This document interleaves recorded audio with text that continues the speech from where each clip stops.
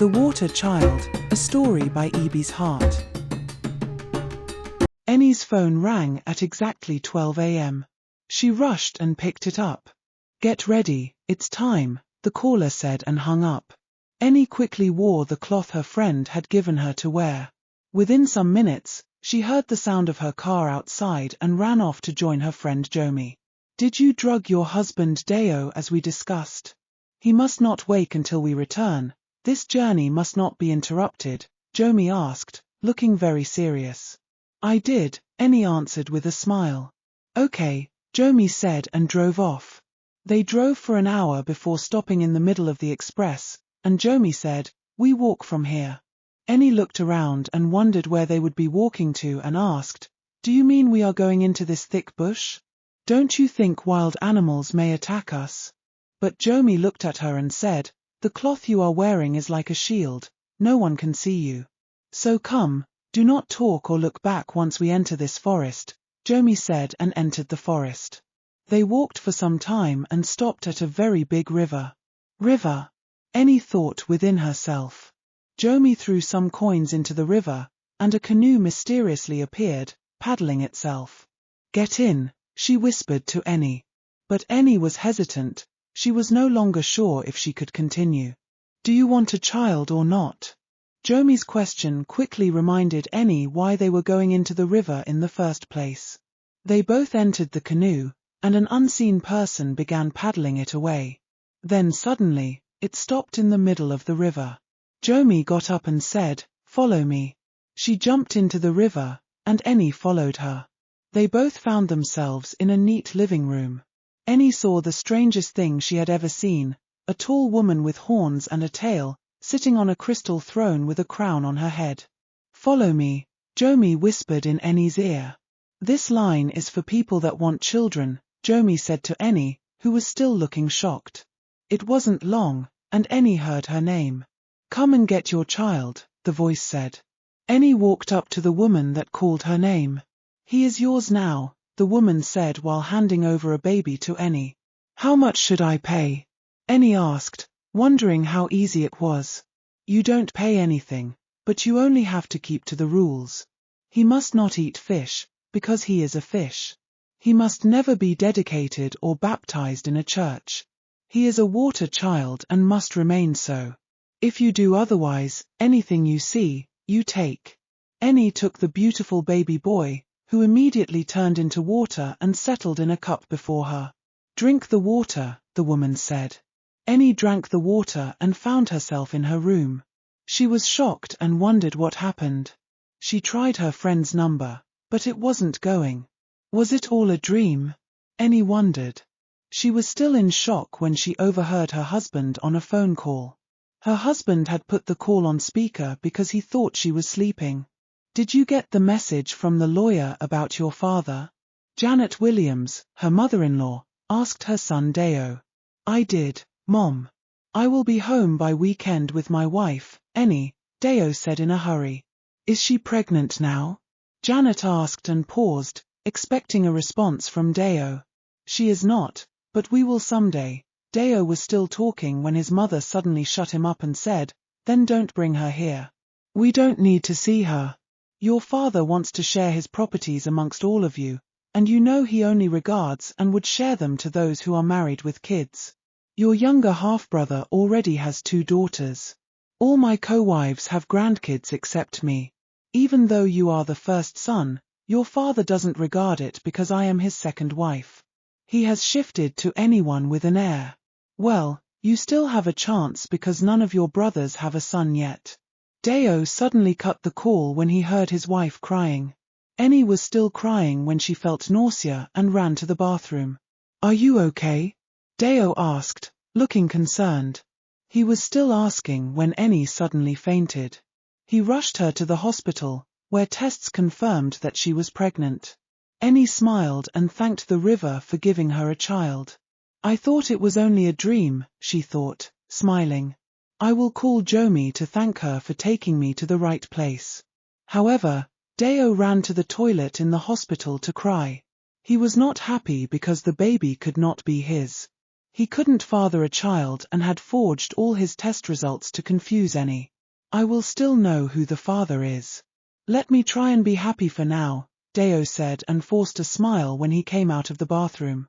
But on the night the pregnancy was confirmed, Annie woke up when she started hearing chanting and dancing inside their room. She saw the women she had seen inside the river dancing in a circle inside their room. She thought she was dreaming and forcefully shut her eyes, but they carried her on both legs and hands and left the house. They were headed to the river while she screamed and called for help. Annie woke up by the roadside, drenched in water. She was confused and couldn't remember how she got there.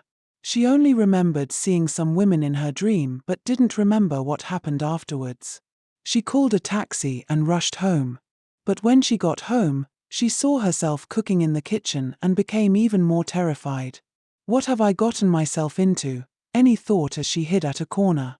If Deo sees me, I may not be able to explain myself, Annie thought and hid beside the kitchen back door. When she noticed that her double was alone, Annie walked into her kitchen and said, "Who are you, and what are you doing in my kitchen?" That was when her double revealed her true self. She turned out to be one of the water women that Annie saw dancing in a circle in what seemed like a dream at night. Annie almost passed out when she saw her true form. "Why are you in my home?" Annie asked, looking horrified. "Why? Did you really ask me that? You are one of us now, and you are carrying one of us, so we have the right to be here anytime we want," the woman said and disappeared before Annie. Annie shouted in fear, and Deo ran into the kitchen to know what was happening. "I don't feel so well," Annie lied and left to the bathroom. Once she looked in the mirror while in the bathroom, she saw the women standing behind her. She ran off to her room, panting. "I cannot do this. I can't do this." She dressed up and told Deo she needed to see the doctor. Annie drove out of the compound in a hurry, but when she looked at the mirror inside her car, she saw the women and almost passed out. "I am tired. I only needed a child to call my own. Why are you people following me around?" Annie continued talking while she was driving. When she got to her best friend's house, Jomi, she ran inside crying. "Why are they following me about? Why am I seeing those women everywhere?" At first, Jomi tried to deny knowing what she was talking about. "I don't understand what you mean. Which women?" Jomi asked, pretending to be surprised. "The women we saw inside the river," Annie said and started explaining how they went there and how Jomi came to pick her that midnight. But she is not supposed to remember all this information, Jomi thought while smiling outwardly. "That is nothing. I also saw the same thing when I was pregnant with Junior. You remember I told you that they were the ones who gave Junior to me after almost 7 years of marriage," Jomi said, smiling. "Now Junior is schooling in one of the best secondary schools abroad," Jomi lied. "So whenever you see them, just ignore them. They will leave your side once you give birth," Jomi said, smiling at Annie, who felt relieved after hearing that. How is she able to remember what happened that night? "Remember to take the child to the river within 8 days after he is born. Make sure no one takes him to any church or baptizes him, and no fish too," Jomi advised her friend while faking a smile. When Annie left, Jomi broke down and wept. Her son Junior passed away after developing some strange features. He started having tails, horns, and green eyes because Annie and the other women in church bullied her into baptizing him. "Now Annie has forgotten that I baptized Junior because of her. I killed you to save your life, my baby," Jomi said while holding Junior's picture. Junior died at 10, and Jomi, who lost her husband shortly after giving birth to Junior, lied that Junior had joined her cousin abroad for a better life. Jomi remembered how Annie and the other women in the church bullied and taunted her for not having a child fast after marriage. Annie constantly asked her what she was waiting for, making her feel so inferior and sad until she was pushed into going to the river to ask for help. "This is why I must make sure Annie, or all those women who mocked me in church by always asking me what I was waiting for to have a baby, never have peace in their marriages. Once Annie gives birth, I will make sure I expose her," Jomi said with tears and laughter. Meanwhile, Annie and Deo arrived at her family home a few days later. Deo had told his mother Annie was pregnant, so his mother was in front of their mansion waiting and giggling for Annie to get down. "Oh, my daughter," Janet, Deo's mother, walked fast towards Annie to hug her. But she stopped halfway when she looked up and saw the women from the river following Annie closely. Janet knew she was the only one seeing them because she saw things she could not explain sometimes. She had the gift of seeing unusual things. She watched as the women walked in and stood beside her daughter-in-law, Annie. What did she do? Janet thought as she avoided looking at the women so that they wouldn't know she was seeing them. Annie noticed that Janet was somehow scared and placed the pregnancy test result in her hand to calm her down. "This is the pregnancy result, Mama," Annie said while rubbing her tummy. "I am 2 weeks pregnant, and I am hoping it will be a boy," Annie said and nudged her husband, who was in deep thought. "This is not my child. All the tests I ran 2 days ago still proved I can't father a child. I had hoped for a different result." Deo's thought was interrupted. "Deo doesn't even seem happy about the baby. Is there something going on?" Janet thought as she watched Annie smiling and faked her own smile too. "Anyway, this is my grandchild no matter what," Janet thought and smiled again. The next day, every member of the Williams family sat on a long table to listen to their dying father. Williams cleared his throat to get the attention of his large family. Everyone was present because his lawyer had told them their father wanted to share his properties while he was alive. "As you all know, I have terminal cancer, and the doctors have given me a year or a little bit more to live. The sharing of my properties has been written in my will and will not be changed. But I want to choose the new chairman and CEO of Williams Group of Companies." William cleared his throat again and continued. "I want my dynasty to continue.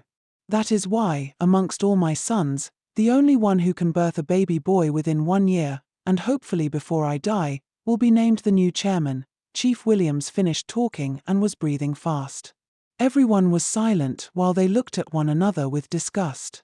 "My wife is pregnant already, and I am sure it is going to be a boy," the first wife's only son said. Everyone started saying that their wife was pregnant.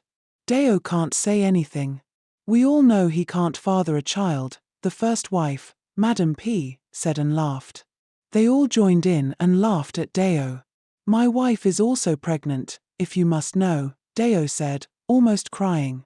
They all laughed again while Madam P. reminded Deo that their family doctor would be on ground that day with a DNA kit to verify everyone's claim. When Deo heard this, he started shaking with fear, while Annie began sweating. "How will a child from water have Deo's DNA? I am finished," Annie thought, shaking. That same night, Janet woke up and moved around the house, sprinkling something she knew would stop any spirit from entering the house. But hours later, after midnight, Janet woke up to see the women carrying a sleeping Annie outside while they hummed. She followed them but discovered they were walking too fast. She quickly got her car keys and asked the security men to open the gate. "I am taking my daughter-in-law to the hospital," Janet lied. She believed she would return with Annie when she found out what was happening.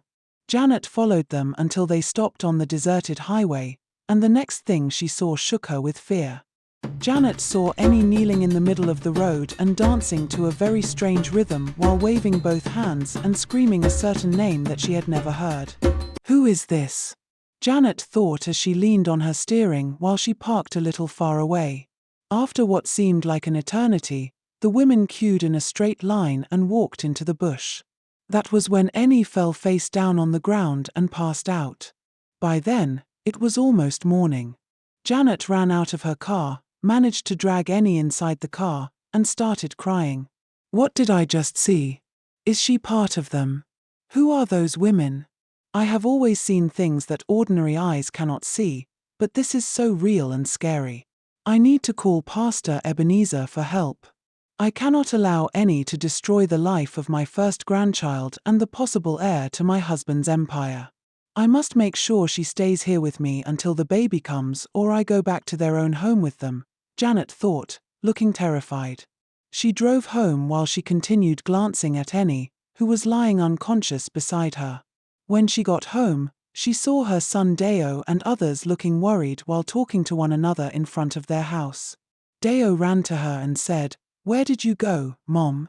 You had us all worried. The security men said you drove off in the middle of the night. What happened?" Janet was about to open her mouth when she saw Annie talking with her stepdaughter at a distance. "Is that Annie?" Janet asked while pointing at Annie, who was dressed in a different cloth. "Yes, that's my wife. Everyone has been worried about you," Deo said, frowning. But Annie, Janet was about to say what happened and to show Deo that she had brought Annie home and she was still sleeping inside her car, but she stopped talking when she noticed that the Annie inside her car had vanished. Janet felt dizzy and was caught by Deo. She was led inside, and Annie was all over her, trying to show how worried she was. Janet was in shock for hours. She could tell that something was so wrong about Annie and the child she was carrying, but the spirits following Annie seemed to be playing with her. Later that day, Janet went to see her pastor. She explained all that was happening to him. "Maybe you are just seeing things, but I will come to see Annie before she leaves," Pastor Ebenezer assured Janet. Janet was sleeping that same night when she heard the same chilling humming sound all over the house. She got up and tiptoed to Annie's room and heard the women talking loudly as they pleased. In all of these, Annie thought she was seeing and hearing those women in her dream. 2 days later, Deo and Annie returned to their place as they prepared to welcome their child. Jomi constantly brought cake and some special meals she considered nutritious to Annie as her friend. When Annie's pregnancy was at 7 months, Janet visited them. She planned to stay until the baby was born. She wanted to be sure of what she had been seeing. But a few weeks before the day the child would be born, the women took over Annie's life and home. They came out physically to tell Annie that she would give birth at home inside water. "Our kind do not visit the hospital," they had told Annie. So on the day of the delivery, Deo woke up and saw the women surrounding his wife. He shouted and asked her who they were, but the woman poured him something, and he lost his mind. They then controlled him to enter one of their rooms and locked him up there. When Janet saw what they were doing, she immediately sent a message to Pastor Ebenezer, "Come to number 15 Williams Street at Morris Layout. My son's home is under siege." She was about to run out of the home when they poured the same thing on her, and she lost her mind too. They also locked her inside. "They will remain locked until you have given birth and your baby dedicated to the river where he belongs," the women said. Annie, who was scared about how her husband and his mother would react, became happy when they told her that they would not remember what happened. "How many days will they be locked up?" Annie asked the women. 3 days. Within that 3 days, we will wear their faces and attend to anyone that comes around. Meanwhile, Pastor Ebenezer had an accident on his way to Deo's house. Pastor Ebenezer woke up at almost midnight in pains. "I need someone to go and check on Mrs. Janet Williams at the address I will forward now," Pastor Ebenezer said on the phone to a church minister. 2 church ministers went to visit Janet at Deo's house. When they got there, one of the women, who was wearing Janet's face, came out and greeted them. She refused to let them in but assured them that everything was fine. When they left, another call came in from Deo's father's driver. He was the one that tells Deo all the things happening in his family home. The fake Deo picked the call and asked what was happening. "Your half-brother's wife just gave birth, and it was a girl. So, you are the only one left to give birth. Every other person got a girl. Your father is hoping you will get a boy that will take over," the driver said and laughed on the phone. The woman pretending to be Deo dropped the phone excitedly and said, "You will give birth tonight. We need our own to be the heir in William's family. We will make sure we take the baby to the river tomorrow night to finalize his power," the women said happily. That same evening, Jomi came, and the baby was successfully delivered.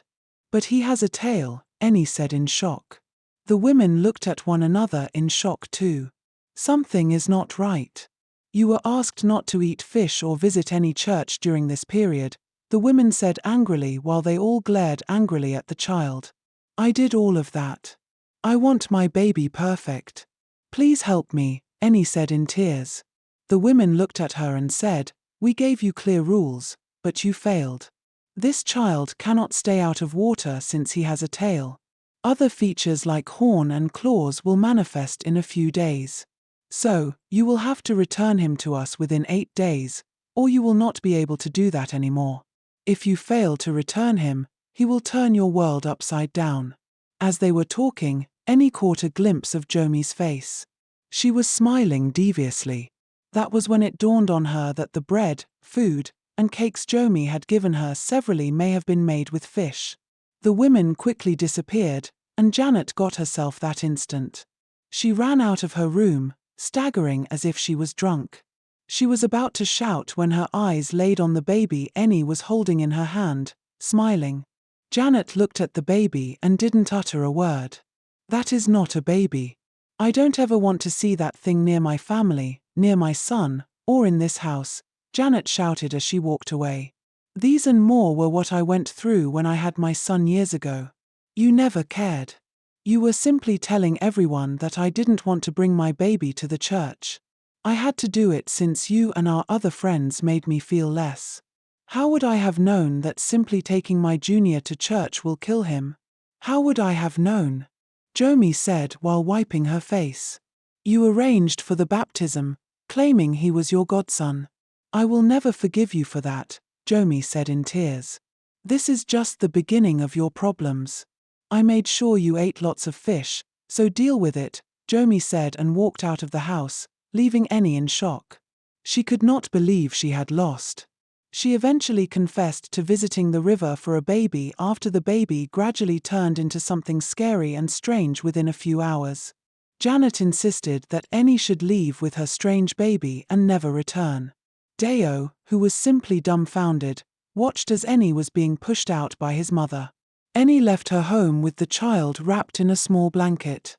She got to the river and threw him inside while she wept. When she got home, Deo accepted her back against his mother's wish.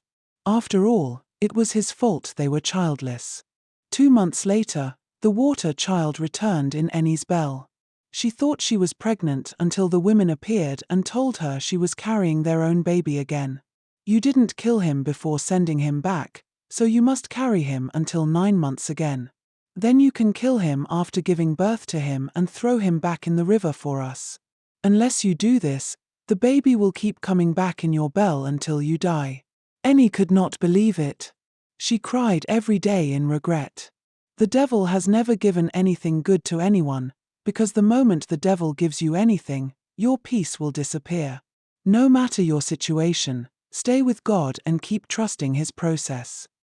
Thanks for watching. Please subscribe.